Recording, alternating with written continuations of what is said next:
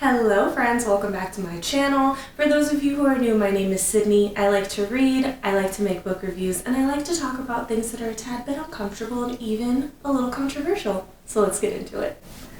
In today's book review, I will be reviewing All About Love by Bell Hooks. For those of you who are not familiar with her, she is an author, a professor, an activist, and a feminist, and she actually decided to write this book right here, All About Love, when she saw that America was becoming a very loveless place to live in. So I really wanted to review this book specifically to go over number one, why I think everyone should read this book.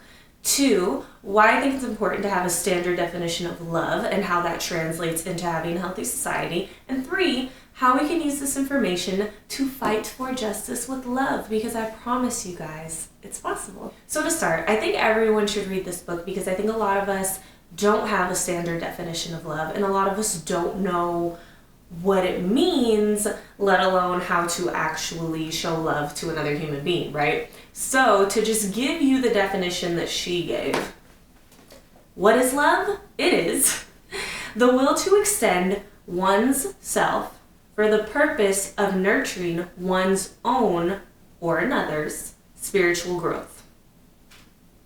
That makes a lot of sense to me. So to go deeper into that, she explains in this book that love is a choice.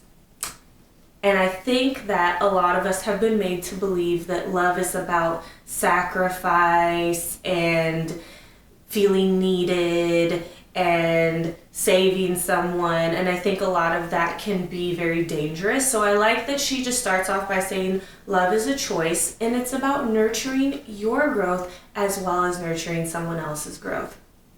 That just, don't they make y'all feel something? So now that we have this definition of love, she does go a little bit deeper into how she came to that definition. And it is a little bit controversial. I'm going to say it's quite controversial because she goes into how we learn about love. So the first school of love we have is viewing our family and our parents and those that are closest to us when we're children. And she explains that we've been made to believe that love and abuse can coexist when they cannot.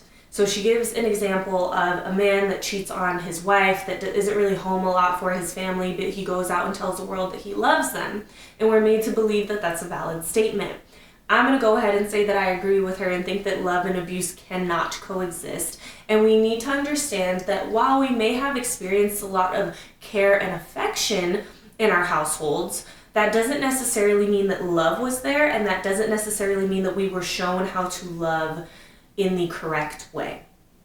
So I feel like that translates over into we grow up and we accept abuse in romantic relationships, relationships with friends, and then it goes further to where now abuse and violence are so ingrained in our society that we see people being killed by law enforcement, and people say, but, and well, and maybe if we had a definition of what love was and we allowed love to be transformative in our society, then things wouldn't happen that way, right?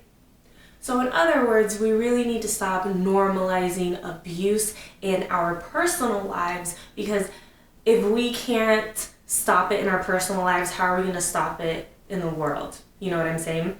She also, what I really love, she kind of comes after the love languages. For those of you who haven't heard of the love languages, there's a book about it. You can take a quiz. Your love language can be giving gifts, quality time, touch, etc. I like what she has to say. I'm going to read it straight from the book. She says, "This type of literature is popular because it does not demand a change in fixed ways of thinking about gender roles, culture, or love." Okay? Rather than sharing strategies that would help us become more loving, it actually encourages everyone to adapt to circumstances where love is lacking. And I know that she's just talking about the love languages right now, but I feel like we can apply this to so much more than that, because we really have become a society where it's like, well, let me let me fix this about myself and let me do this for you and so now love has become a compromise. And that doesn't really make sense to me either. So I really wanted to make this video because I have seen the word hate thrown around a lot, especially on Facebook. Maybe that's my fault for going on Facebook, because y'all know it's real dangerous when you go down the road of going on Facebook when there's a Black Lives Matter movement going on, you know what I'm saying? But yeah, there's no, I am here to say that there is no fear in love, but there is a lot of fear in hate. And I love that she stresses that in this book, and I kind of want you guys to sit back and really think about that. There is no fear in love. And when I read that, I think of the protesters going out and protesting. There's no fear in that. There's no hate in that. That is love. That's love for the community. That's love for Black people. There's no hate in that. There's no hate in people using their platform to speak out on controversial, uncomfortable topics. And there's definitely no fear in people calling out their family and friends that are saying ignorant, hurtful things. What I really want people to understand from reading this book is that it is totally possible to fight for justice with love, okay? I know that a lot of us have had uncomfortable conversations with family and friends, and I think that they usually end better when you come from a place of understanding and love. That's not a fact, okay? Don't set yourself up for failure, because people are still going to be mean to you when you try to be nice. It's just the way the world works. But, you know, if you come from a place of understanding and love, I think the person that you're speaking with is definitely going to be more willing to do the same for you, right? And what I also love about this book, and what I want people to understand, going back to love and abuse cannot coexist. I think that we think love is about, you know, eating with our enemies and breaking bread with our enemies and singing and dancing with our enemies. And I think that she's reminding us that you can respectfully tell someone to kiss these cheeks if they cross a boundary, okay? This book tells us that if we are being abused, it is more than okay to get up, pack our bags, and leave, regardless of the situation that we're talking about. So when we're talking about the Black Lives Matter movement, we are being abused by the government, by law enforcement, by society, by Karens, we could keep going, right? So it is now our time to say enough is enough. I'm not taking the abuse anymore. We're done. Ultimately, people fear what they don't understand.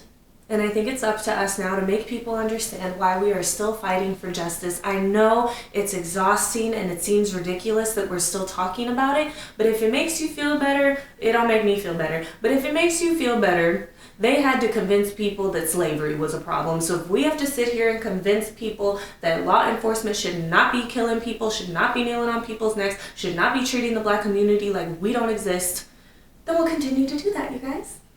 Remember to breathe easy. Oh, and support Black-owned businesses.